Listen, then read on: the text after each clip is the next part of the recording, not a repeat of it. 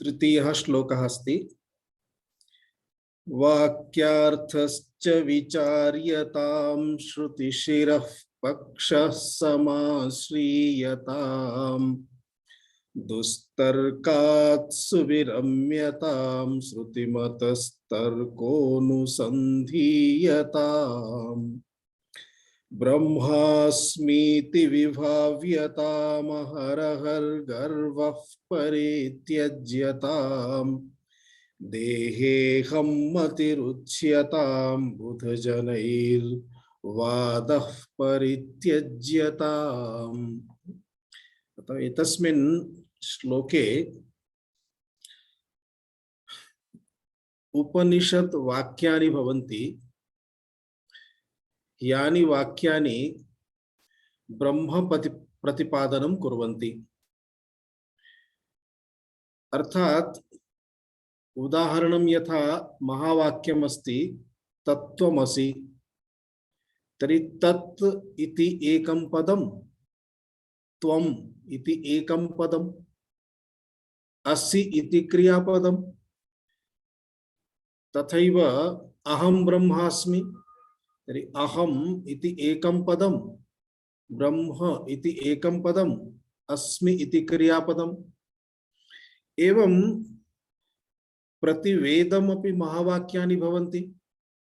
पुनः महावाक्यस्य अर्थं प्रतिपादयन्ति तादृशानि अपि यानि वाक्यानि सन्ति तानि अपि महावाक्यानि इत्येव उच्यन्ते। महावाक्यस्य अर्थः एवं नास्ति बहुदीर्घं वाक्यं, पूर्णविरामरहितं वाक्यं। महावाक्यस्य अर्थः अस्ति जीव, आत्मा तथा च परमात्मा, अर्थात जीवः ईश्वरः द्वयोः अभेदं सूचयति, अभिन्नतां सूचयति। अर्थात ब्रह्म परमात्मा एव ईश्वर रूपेण अस्ति, ब्रह्म परमात्मा एव जीव रूपेण अपि अस्ति। एवं अर्थं यस्मात् वाक्यात् बुध्यते तद् वाक्यम् उच्यते महावाक्यम्। महावाक्यस्य अर्थः एवं नास्ति यत् बहु बृहद् वाक्यं किमपि अस्ति तद् महावाक्यमिति। एवं एतमेव अर्थं यानि वाक्यानि बोधयन्ति तानि वाक्यानि अपि महावाक्यम् इत्येव उच्यन्ते। अतः अत्र किमस्ति, वाक्यार्थश्च विचार्यताम्, अर्थात यानि महावाक्यानि सन्ति तेषां विचारः करणीयः। पुनः तेषां विचारसमये किञ्चित् विचारे भिन्नता अपि आगच्छति। जीवः इत्युक्ते अल्पज्ञः, ईश्वरः तु सर्वज्ञः अस्ति। जीवस्य सामर्थ्यम् अल्पम् अस्ति, ईश्वरस्य सामर्थ्यं बहुएव अधिकम् अस्ति। अर्थात ईश्वरः अल्पशक्तिमान् अस्ति, जीवः ईश्वरः सर्वशक्तिमान् अस्ति, जीवः अल्पशक्तिमान् अस्ति। जीवः एकस्मिन् स्थाने अस्ति, ईश्वरः सर्वव्यापकः अस्ति, सर्वत्र अस्ति। अतः जीवः परिच्छिन्नः इति उच्यते, लिमिटेड अस्ति। ईश्वरः अपरिच्छिन्नः अस्ति, लिमिटलेस अस्ति, सर्वव्यापकः अस्ति। ईश्वरः जीवः द्वयोः मध्ये एकमपि अंशं पश्यामः चेत् समानता नास्ति। जीवः सुखं दुःखम् अनुभवति, ईश्वरः सुखस्य सागरः अस्ति, आनन्दसागरः अस्ति। जीवस्य कृते किमपि प्राप्तव्यं चेत् श्रमः करणीयः, ईश्वरस्य कृते श्रमः नास्ति। ईश्वरः जीवः यत् किमपि करोति तस्य कर्मणां फलं ईश्वरः ददाति, कर्माध्यक्षः अस्ति, जीवः कर्मकर्ता अस्ति। एवं चेत् कुत्र समानता भवितुमर्हति जीवस्य ईश्वरस्य द्वयोः मध्ये इति अस्माकं मनसि सदा सर्वदा विरोधः उत्पद्यते, अनुभवः एवमस्ति। परन्तु शास्त्राणि तथा वदन्ति शास्त्राणि वदन्ति यत् जीवः ईश्वरः द्वौ अपि ब्रह्म एव समानौ एव, द्वयोः मध्ये भेदः नास्ति। भेदः अस्ति चेत् उपाधिस्तरे भेदः अस्ति इति ज्ञातव्यं भवति। एवं यदा अस्माकं मनसि विपरीत भावना आगच्छति तदा किंचित युक्ति द्वारा, तर्क द्वारा, न्याय द्वारा तत् ज्ञातव्यं भवति। सापि एका प्रक्रिया अस्ति, शास्त्र प्रक्रिया अस्ति। अतः तद् कृत्वापि किमस्ति, श्रुतिशिरः पक्षः समाश्रियताम्। श्रुतिशिरः अर्थात् वेदांत, वेदांतम उपनिषद यत् वदति। श्रुतिः इत्युक्ते वेदः, वेदस्य शिरः मस्तकम् इत्युक्ते वेदांतं मुख्यभागः। अतः तत्र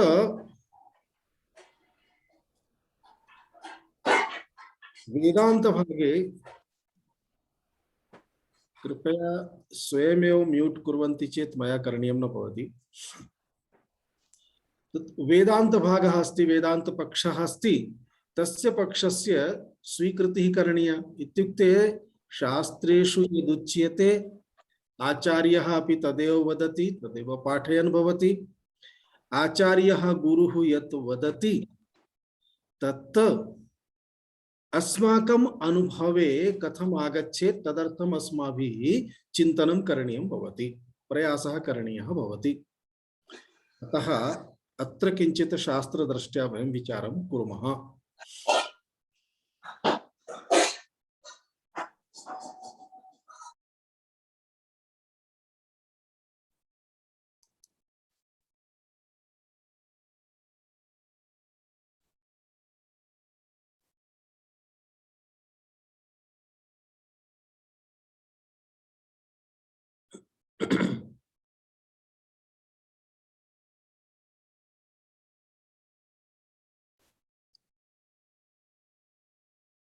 वाक्यानां यदा विचारं कुर्मः तदा प्रतिशब्दं कश्चन अर्थः भवति।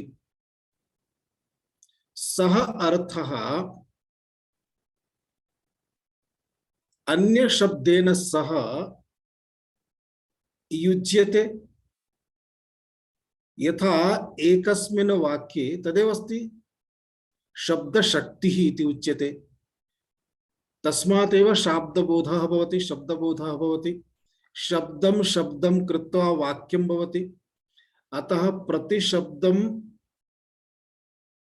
सर्वेषां शब्दानां मध्ये परस्परं सम्बन्धः भवति।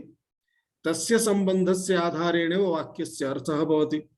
उदाहरणं यथा बालकः फलं खादति इति शब्दत्रयं वदामः तर्हि बालकः इति एकं पदं, बालकः इति एकं पदं कस्यचित् बालकस्य अर्थं बोधयति।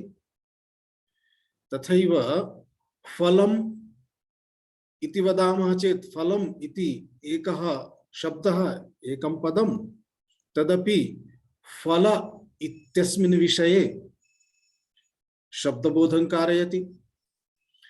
अनन्तरं खादति इति क्रियापदं क्रियायाः बोधं कारयति।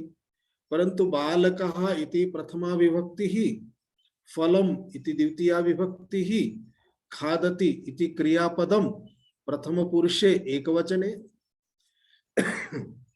एवं चेत् सर्वेषाम् इदानीं परस्परं सम्बन्धः भवति। कारक, कारकेषु प्रथमा कर्ताकारकम्, अनन्तरं कर्मकारकं। कर्मकारकं कर्म सूचयति, कर्ताकारकं कर्तृत्वं सूचयति, क्रियाकारकं क्रियां सूचयति। एवं परस्परं शब्दे सर्वेपि शब्दाः, सर्वाणि पदानि मिलित्वा एकम् अर्थं बोधयन्ति, कश्चन बालकः फलं खादन् अस्ति इति। एवमस्ति परस्परं शब्दानां मध्ये सम्बन्धः। तथैव अत्रापि अस्ति तत्त्वमसि इति। तत् त्वम् असि। तत् इत्युक्ते किं, त्वम् इत्युक्ते किं, शब्दद्वयमपि समान विभक्तिकम् अस्ति, प्रथमा विभक्तौ एकवचने तत् अपि त्वमपि असि इति क्रियापदं त्वम् इत्यस्य कृते अस्ति, यथा मध्यमपुरुषे एकवचने। अतः तत्त्वमसि इति यदा विचारं कुर्मः तदा तत् इत्युक्ते परमात्मा, त्वम् इत्युक्ते आत्मा जीवः, परमात्मा ईश्वरः। त्वम् ईश्वरः असि, अर्थात ईश्वरः कः? ईश्वरः ब्रह्म, अतः त्वं ब्रह्म असि। सः एव बोधः प्राप्तव्यः, परन्तु द्वयोः मध्ये महान् भेदः, यथा मया उक्तम्।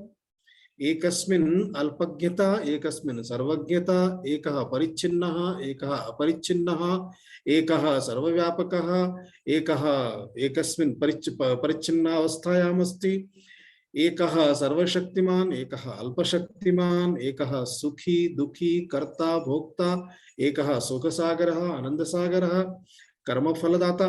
द्वयोः मध्ये महदन्तरम् अस्ति। अतः तत् त्वं तत् कथं भवितुमर्हति? तदा एतस्मिन् विषये शास्त्रविचारः भवति। अत्र शास्त्रेषु वाक्यानां त्रिधा अर्थः स्वीक्रियते अथवा त्रिधा वाक्यप्रयोगः भवति। एकः वाक्यप्रयोगः अस्ति अभिधा। अभिधा इत्युक्ते कथनं, तत्र यथा अस्ति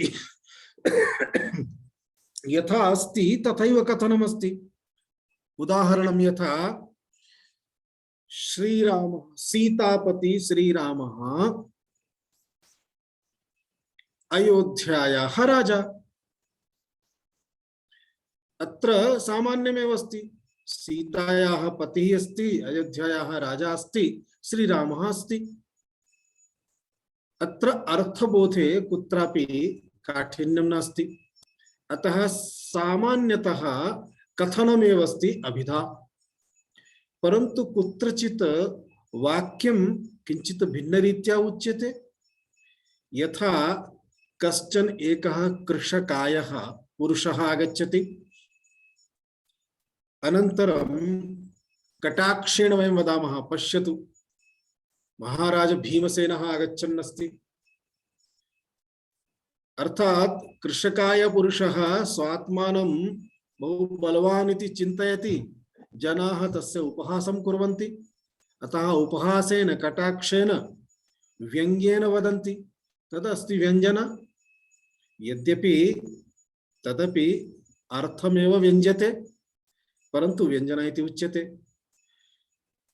इतोपि कानिचन वाक्यानि तथा भवन्ति यत् व्यङ्ग्यं नास्ति, परन्तु सहजतया अर्थबोधः न भवति।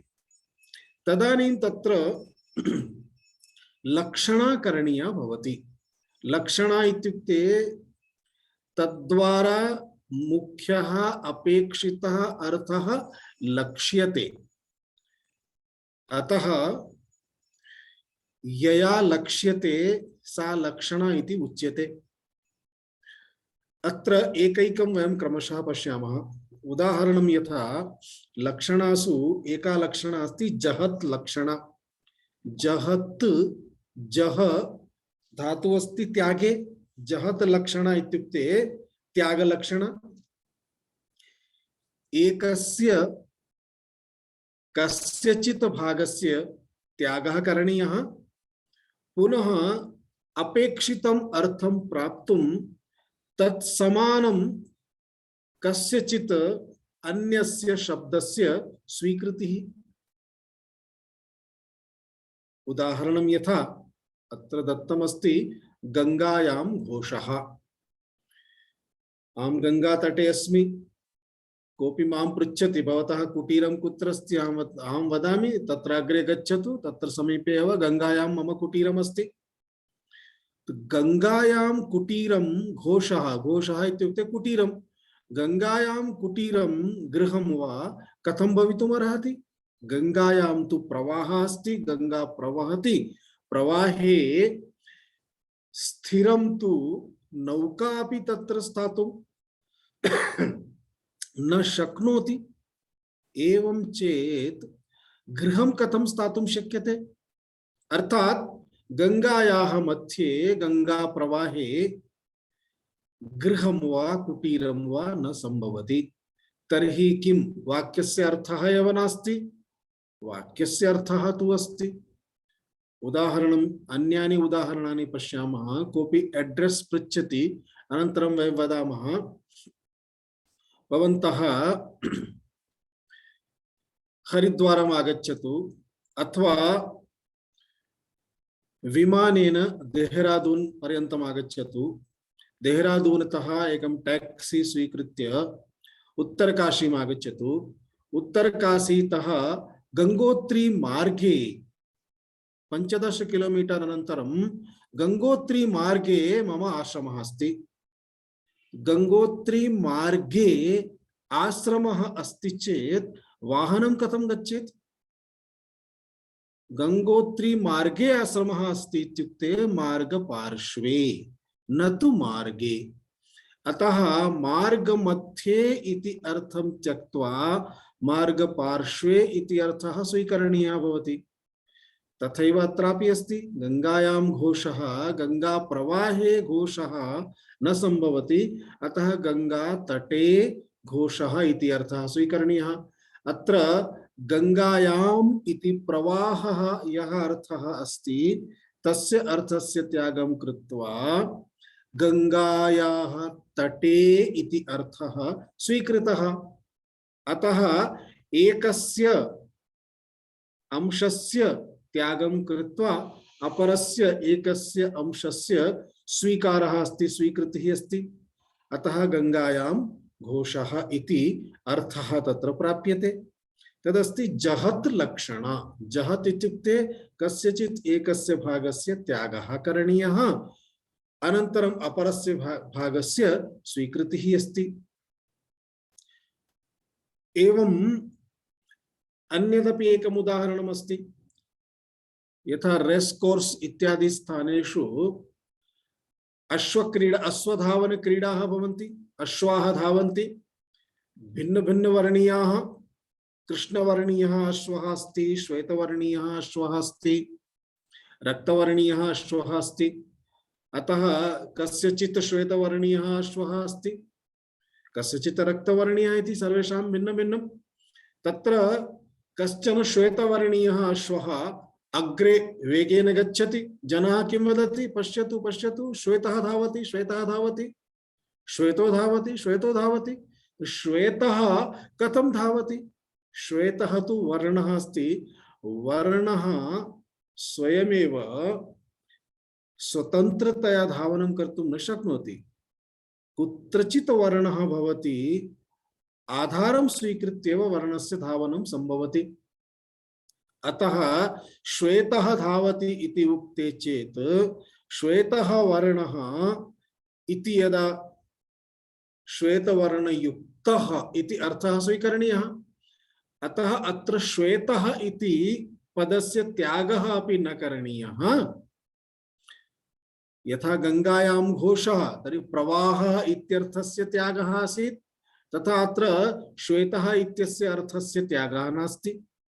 तो श्वेतः इति अर्थस्य त्यागः न करणीयः, परन्तु तेन सह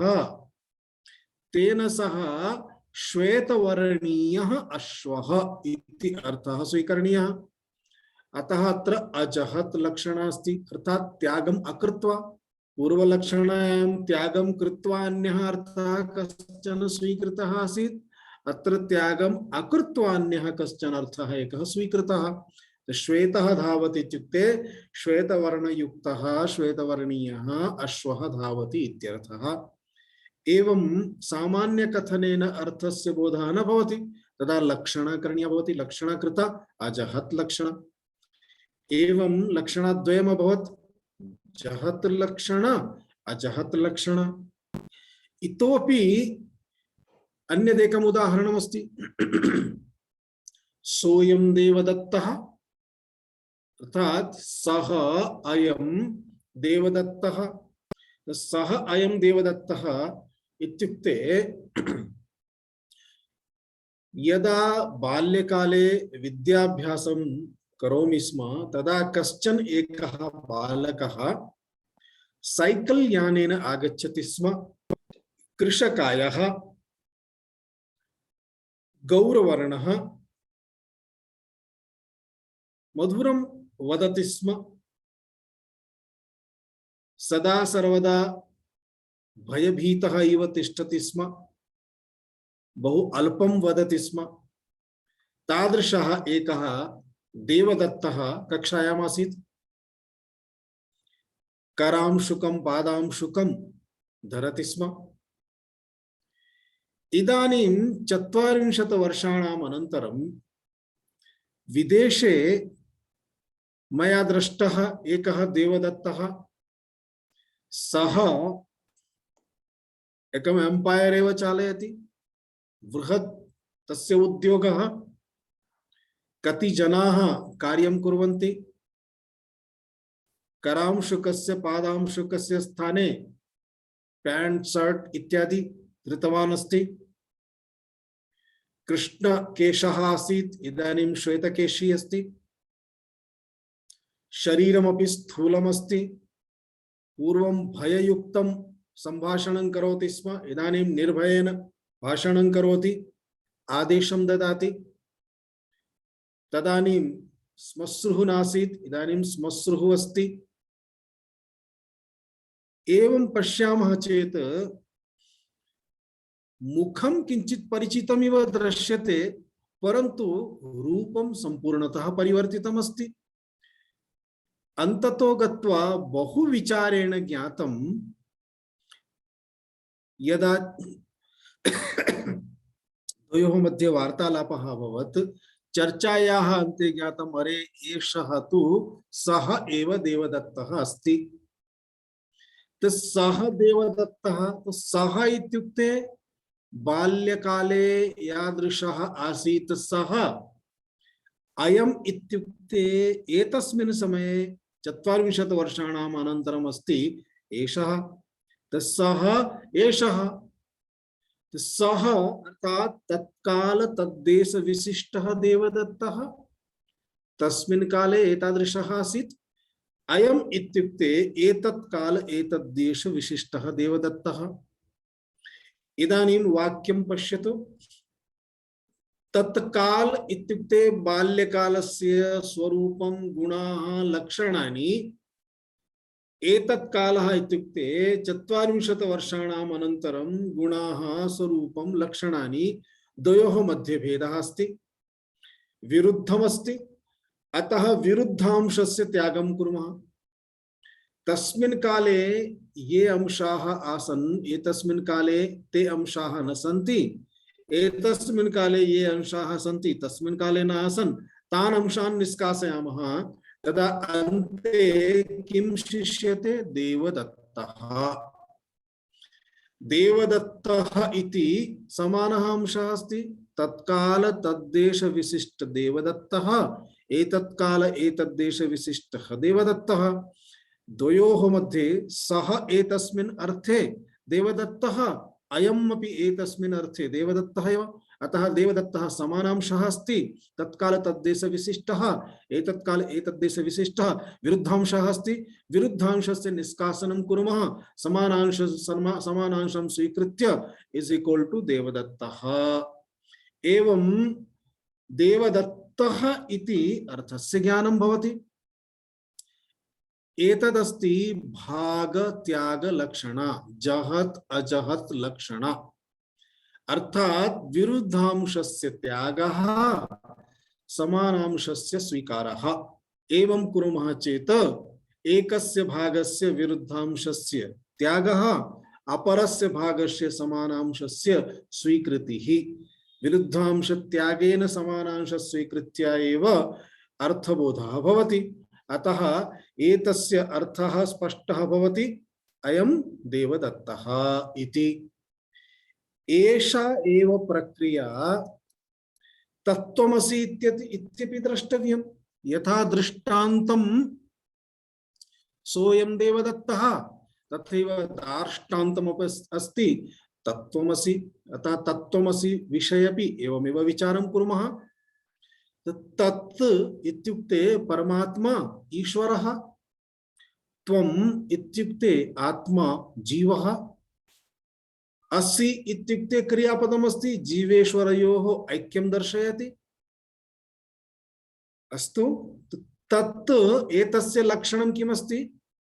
तत् इत्युक्ते सर्वव्यापकः, सर्वज्ञः, सर्वशक्तिमान्, माया विशिष्ट चैतन्यम् ईश्वरः। तत् एतस्य अर्थः कः? ईश्वरः। कीदृशः ईश्वरः? सर्वव्यापकः, सर्वज्ञः, सर्वशक्तिमान्, माया विशिष्ट चैतन्यम् ईश्वरः। तत्पदस्य अर्थः अभवत् त्वम् इत्युक्ते किम्? त्वम् इत्युक्ते परिच्छिन्नः, अल्पज्ञः, अल्पशक्तिमान्, अंतःकरणोपहितं चैतन्यम्। अल्पशक्तिमान् इत्यत्र नकारः अर्धः अस्ति, अत्र दोषेण पूर्ण नकारः अस्ति। परिच्छिन्नः, अल्पज्ञः, अल्पशक्तिमान्, अंतःकरणोपहितं चैतन्यं जीवः इति त्वं पदार्थस्य अर्थः अस्ति। त्वं पदस्य अत्र माया विशिष्ट चैतन्यम् ईश्वरः, अंतःकरणोपहितं चैतन्यं जीवः, अथवा मायोपाधि, मायोपाधिकं, माया विशिष्टम अथवा मायोपाधिकम समानः अर्थः अस्ति। अंतःकरणोपहितम अथवा अविद्योपाधिकम समानः अर्थः अस्ति। अविद्या उपाधिः यस्य तत् अविद्योपाधिकम, अंतःकरण उपहितम अर्थात अंतःकरणम उपाधिः यस्य तत् अंतःकरणोपहितम, तद्वत् मायोपाधिकम, माया उपाधिः यस्य तत् मायोपाधिकम। तो माया, माया द्वारा, मायया विशिष्टः यः अथवा विशिष्टं यत्, माया द्वारा उपहितं यत् तद् माया विशिष्टं, मायोपाधिकम्। एवं भिन्न भिन्न रीत्या उच्यते। अत्र अर्थः ग्रहीतव्यः, तात्पर्यं ग्रहीतव्यमस्ति। सर्वव्यापकः ईश्वरस्य लक्षणे किमस्ति? सर्वव्यापकत्वं, जीवे परिच्छिन्नत्वं। द्वयोः मध्ये विरोधः अस्ति। ईश्वरः सर्वज्ञः, ईश्वरे सर्वज्ञत्वं, जीवे अल्पज्ञत्वम्, अत्रापि विरोधः अस्ति। ईश्वरे सर्वशक्तिमत्वं, जीवे अल्पशक्तिमत्वम्, अत्रापि विरोधः अस्ति। ईश्वरः माया विशिष्टं, जीवः अविद्या विशिष्टम्, अंतःकरणोपहितम्, अत्रापि भेदः अस्ति। अतः चैतन्यं, माया विशिष्ट चैतन्यं, चैतन्यं अंतःकरणोपहितं चैतन्यं, चैतन्यं चैतन्यम् इति समानमस्ति। चैतन्यम् इत्युक्ते ब्रह्म। ईश्वरः उपाधि दृष्ट्या ईश्वरः उक्तः, अत्र अविद्या उपाधि दृष्ट्या जीवः उक्तः। अतः ईश्वरत्वं जीवत्वम् इत्यत्र अत्रापि भेदः अस्ति। अत्र विरुद्धांशं पश्यामः चेत् सर्वव्यापकत्वं, परिच्छिन्नत्वं निष्कासयतु, सर्वज्ञत्वं, अल्पज्ञत्वं निष्कासयतु, सर्वशक्तिमत्वं, अल्पशक्तिमत्वं निष्कासयतु, माया विशिष्टत्वं, अंतःकरणोपहितत्वं निष्कासयतु। चैतन्यं, चैतन्यं समानांशः अस्ति, स्वीकुर्मः। ईश्वरः, जीवः विरुद्धांशः अस्ति, निष्कासयामः। अंततो गत्वा किं सर्वं विरुद्धांशं माइनस कुर्मः चेत् किं तिष्ठति? चैतन्यम्। अर्थात् जीवः अपि चैतन्यं, चैतन्यम् इत्युक्ते ब्रह्म। ईश्वरः अपि चैतन्यम्। चैतन्यं चैतन्यं भिन्नं भिन्नं भवितुं नार्हति। यतः एकमेवाद्वितीयम् इति उच्यते। ब्रह्म एकं सद्विप्रा बहुधा वदन्ति, ब्रह्म तु एकमेव अस्ति।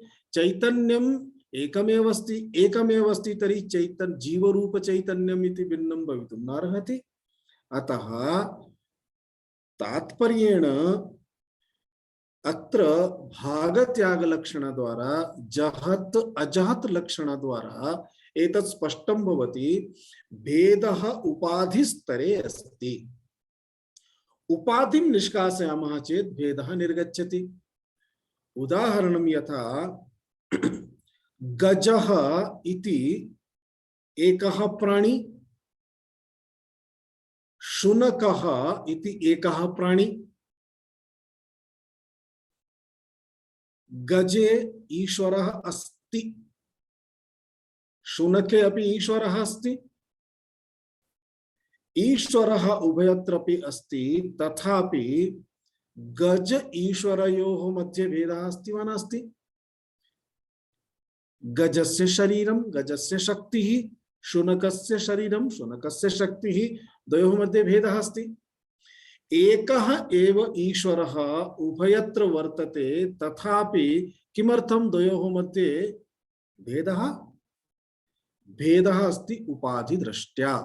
गजस्य शरीरमेव उपाधि अस्ति, गजस्य उपाधिः भिन्नः, अनन्तरं शुनकस्य उपाधिः भिन्नः इति कारणात् द्वयोः मध्ये उपाधि दृष्ट्या ऐक्यं कदापि न संभवति, परन्तु ईश्वरांश दृष्ट्या समानमस्ति, द्वयोर्मध्ये भेदः नास्ति। एवमेव उपाधिं यदा वयं निष्कासयामः, ब्रह्ममात्रं यदा स्वीकुर्मः, तदा जीवस्य मध्ये अनन्तरम् ईश्वरस्य मध्ये द्वयोर्मध्ये कोऽपि भेदः नास्ति। भेदः उपाधिं स्वीकृत्य अस्ति। अतः आत्मस्वरूपं यदा वयम् अवगच्छामः, आत्मबोधः यदा भवति, अहं साक्षात् परब्रह्म परमात्मा एव अहमस्मि, अहं मम शरीरं स्वीकृत्य एव शरीरस्य धर्मान् स्वीकृत्य एव सुखी दुःखी इति अनुभवामि। सुखं दुःखं कष्टं न्यूनता अल्पज्ञता इत्यादिकं सर्वं तु शरीरे इन्द्रियेषु अंतःकरणेषु अस्ति। अहं तु इन्द्रियरहितः इन्द्रियभिन्नः अस्मि, शरीरभिन्नः अहम् अस्मि, शरीरमहं नास्मि। यथा एकस्मिन् दिने मया उक्तं, यस्य कृते वयम् एतत् मम इति वक्तुं शक्नुमः, सः अहं भवितुं न शक्नोमि। उदाहरणं यथा मम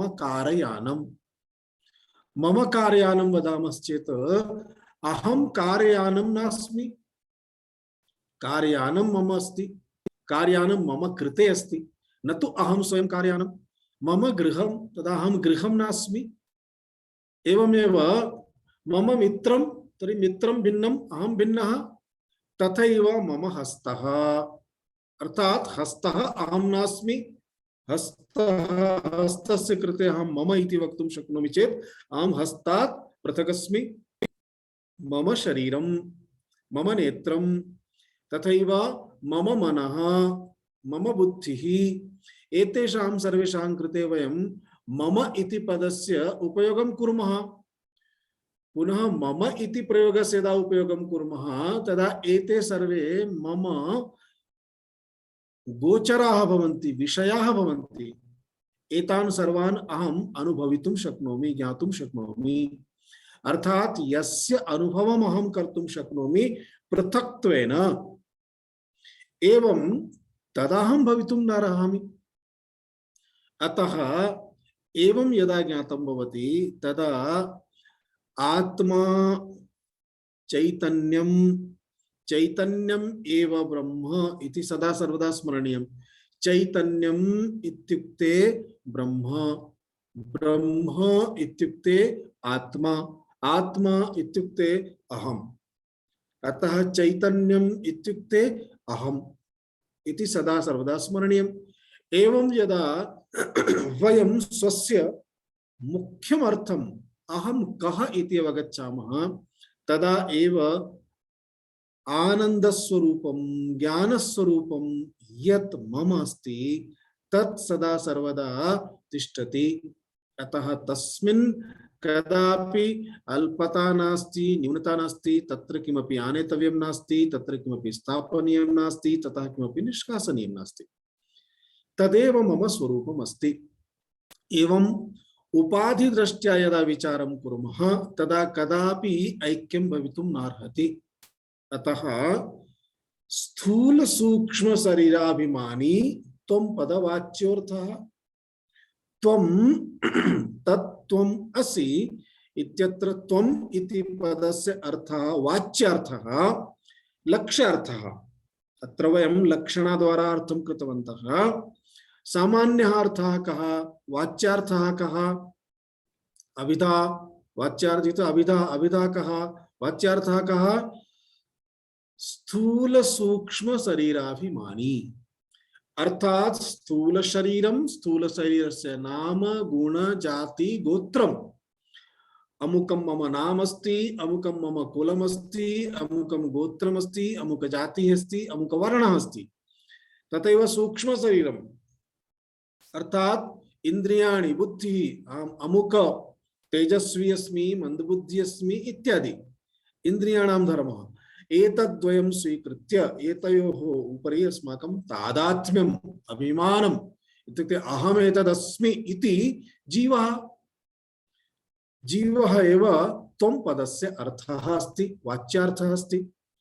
परन्तु सः एव जीवः यदा वेदान्तं शृणोति, उपनिषद् वाक्यं शृणोति, विचारं करोति, उपनिषद् वाक्यानि वदति यत् भवान् चैतन्यमस्ति, ईश्वरः अस्ति, अनात्मना सह स्वात्मानं भवान् जानाति इत्यस्मात् कारणात् भवान् स्वस्य स्वरूपं न स्मरति, न जानाति, अनात्मानं निष्कासयति। नाहं देहः, नाहम् इन्द्रियाणि।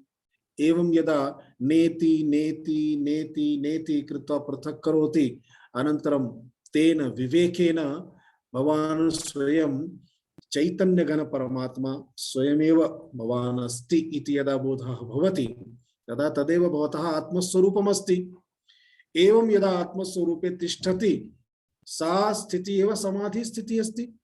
अतः उपाधि विनिर्मुक्तम्, उपाधिनां निष्कासनं करोति, समाधि दशा संपन्नं, समाधि स्थितौ अस्ति।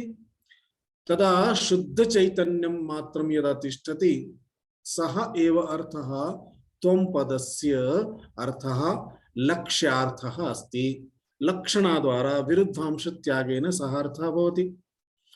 तथैव सर्वज्ञत्वादि ईश्वरः तत्पदवाच्यः, सर्वज्ञः, सर्वशक्तिमान् इत्यादि तत्पदस्य अर्थः अस्ति। उपाधि शून्यम् अर्थात सर्वज्ञत्वम् इत्यादिकं सर्वं निष्कासयामः तदा शुद्ध चैतन्यं तत्पदलक्ष्यम् अस्ति। एवं लक्ष्यार्थम् आदाय एव जीवेश्वरयोः भेदः न तु वाच्यार्थम् आदाय संभवति इति सदा सर्वदा स्मरणीयम्।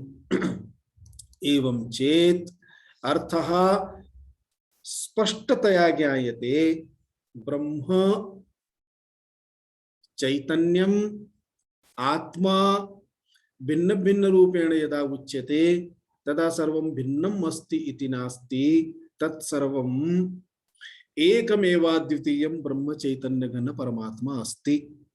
एवं शास्त्रद्वारा लक्षणाद्वारा विरुद्धांशः यः अस्ति, अस्माकं शास्त्राणि वदन्ति, अस्माकं गुरवः वदन्ति, आचार्याः वदन्ति, तदपेक्षया अनुभवे यदा भेदः अस्ति, भिन्नता अस्ति, तदा सः भेदः, सा भिन्नता दूरं गच्छति। एवमेव शास्त्राणाम् एतत् कार्यमस्ति। तेन अनुभवत्रयमपि, शास्त्रानुभवः, गुरोः अनुभवः, मम अनुभवः समानः भवति। एवम् एव अभ्यासेन ज्ञानं भवति। अतः अत्र यद् उक्तम् अस्ति वाक्यार्थस्य विचार्यताम्, तस्य अर्थः एषः एव अस्ति। उपनिषद् वाक्यानां विचारः करणीयः। एतत्तु अत्र किमस्ति, साधन पंचके तु सूक्ष्मतया उक्तमस्ति, अतः अहं सूक्ष्मतया वर्णनं कृत्वा इदानीं गच्छन् अस्मि। अग्रे यदा वयं शास्त्राध्ययनं करिष्यामः, आरम्भं कुर्मः, उपनिषदध्ययनं कुर्मः, तदा एतादृश अंशाः तत्र विशेषतया विवेचने आगच्छन्ति, तदा इतोपि अस्माकं स्पष्टता भवति। अत्र तु वाक्यार्थस्य विचार्यताम् इत्युक्ते उपनिषद्वाक्यानाम् अर्थः सम्यक् विचारणीयः भवति। अस्माकं मनसि ये केपि विपरीत भावनाः याः काः अपि विपरीत भावनाः सन्ति ताः दूरं गच्छेयुः, तथा चिन्तनं करणीयं भवति। एवं कृत्वा श्रुतिशिरः पक्षः समाश्रियताम्, अर्थात् श्रुतिः यत् वदति सः पक्षः इत्युक्ते अस्माकं जीवरूपेण अज्ञानरूपेण अज्ञानावस्थायां ये अनुभवाः सन्ति ते अनुभवाः तु सदा सर्वदा मिथ्या एव सन्ति, तेषु सत्यता नास्ति। यथा वयं मृगजलं पश्यामः, मृगया जलं तज्जलं नास्ति।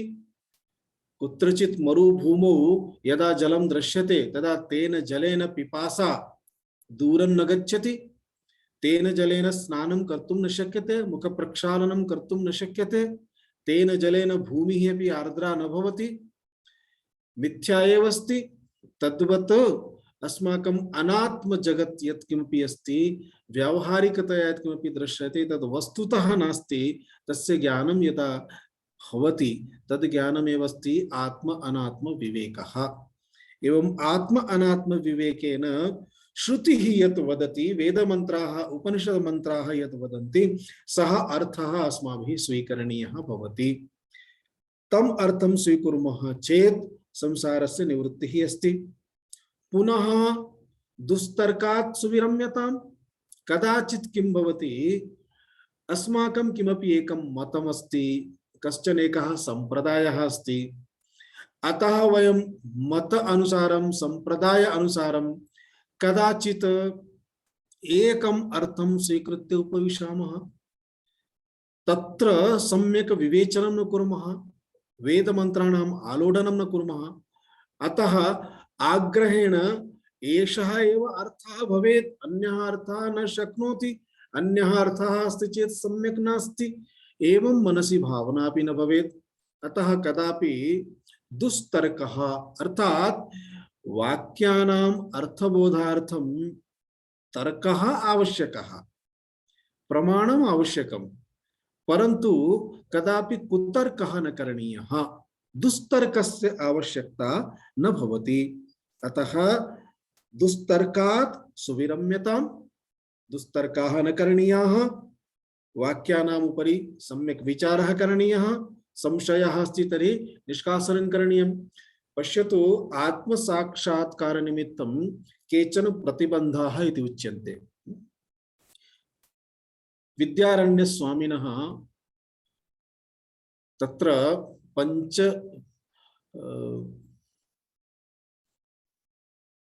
तेषां ग्रन्थः अस्ति, तस्मिन् ग्रन्थे ते बहु सम्यक् वर्णनं कुर्वन्ति, पञ्चषड् लक्षणानि वदन्ति। तत्र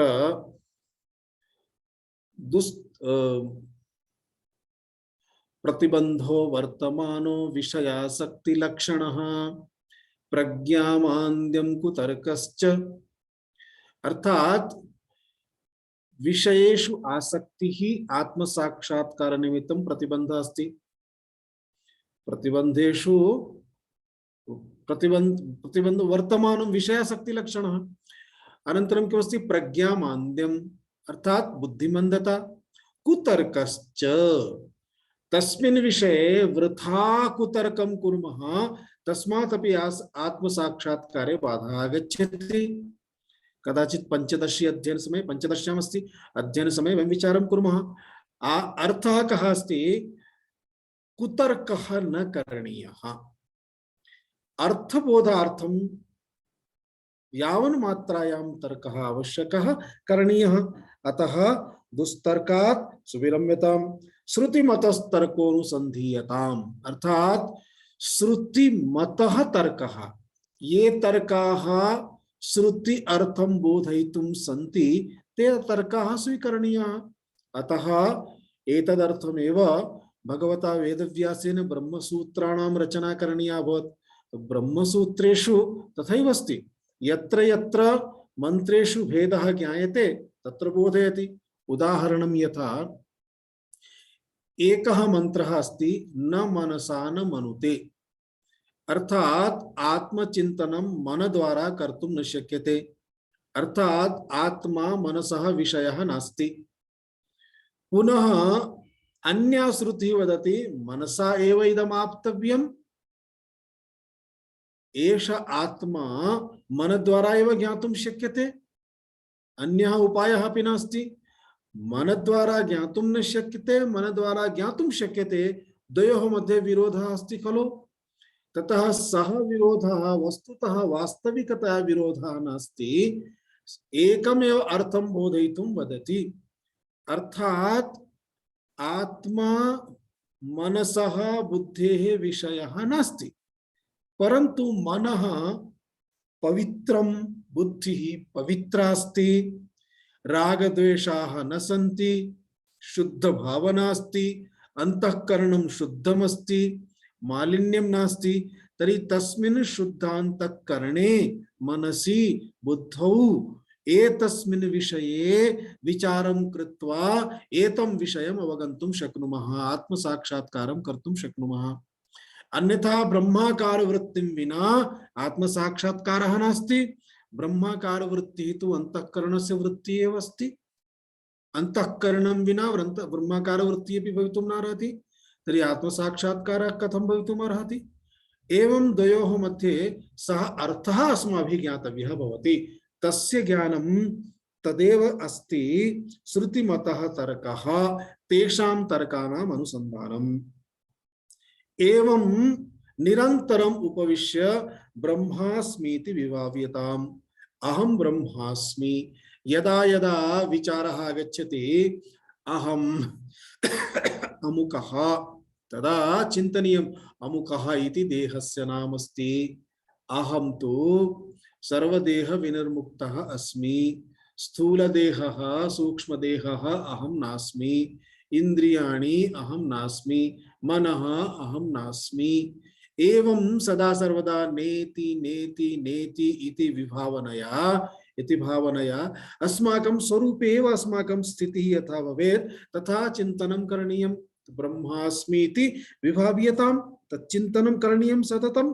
तदेव अस्ति निदिध्यासनं मननं चिन्तनम् इति उच्यते। एवं चेत अहः अहः गर्वः परित्यज्यताम्। अर्थात ब्राह्मणोऽहम्, अहं तु विद्वान्, अहम इंजीनियर, अहम डॉक्टर, अहम धनी अस्मि, अहम बुद्धिमान अस्मि, अहम सम्यक् वक्ता अस्मि, प्रोफेसर अस्मि, अमुकः अमुकः इत्यादि रीत्या चिन्तनम् इति अहंकारः अस्ति, गर्वः। अतः सदा सर्वदा अहम डॉक्टर न अहम ब्रह्मास्मि। डॉक्टर तो उपाधि निमित्तमस्ति, उपाधि द्वारा डॉक्टर इति उच्यते। अहम ब्रह्मास्मि सदा सर्वदा चैतन्य घन स्वरूपस्य स्मरणं करणीयम्। एवं करोति चेत किमुच्यते, प्रतिदिनम् अहर्निशं गर्वः अहंकारस्य इत्युक्ते अस्माकम् उपाधि अहंकारः अस्ति तस्य त्यागः करणीयः अस्ति। गर्वः परित्यज्यताम्। देहे अहं मतिरुच्यताम्। अस्माकं देहे अहं मति अस्ति। अहम् इत्युक्ते अहम् अमुकः, भवान् कः, अहं सावित्री, भवती का, अहं लक्ष्मी, भवान् कः, अहं रमेशः, भवान् कः, अहं स्वामी, भवान् कः, अहं पुरुषः, भवती का, अहं महिला, अहं वैद्या। भिन्न भिन्न रूपेण यत् किमपि कथनमस्ति, परिचयः अस्ति, सः परिचयः आत्मनः वस्तुतः परिचयः नास्ति, देहस्य परिचयः अस्ति। अतः देहे अहं गौरः, अहं बुद्धिमान्, मम बुद्धिः नास्ति इत्यादि रीत्या यत्किमपि चिन्तनमस्ति तच्चिन्तनं निष्कासनीयम्। अनन्तरं बुधजनैः वादः परित्यज्यताम्। यः कश्चन विद्वान् अस्ति तेन सह वादः न करणीयः, वेदांत चर्चा करणीया। यत् जानाति तस्मिन् विषये संशयः अस्ति चेत् प्रष्टव्यं, परन्तु कदापि वादविवादः न करणीयः, तेषां संगः करणीयः इति एवं कृत्वा 24 लक्षणानि साधनायाः, अर्थात् साधनानि अत्र दर्शितानि सन्ति। अग्रिम ये सन्ति तानि वयम् अग्रिम सप्ताहे तेषां चिन्तनं करिष्यामः। इदानीं समापनं कुर्मः। कोऽपि प्रश्नं प्रष्टुम् इच्छति चेत् प्रष्टुं शक्नोति। ओम पूर्णमदः पूर्णमिदं पूर्णात् पूर्णमुदच्यते पूर्णस्य पूर्णमादाय पूर्णमेवावशिष्यते। ओम शांति शांति शांति। हरिः ओम श्री गुरुभ्यो नमः। हरिः ओम। केनापि प्रष्टव्यं चेत् प्रष्टुं शक्यते।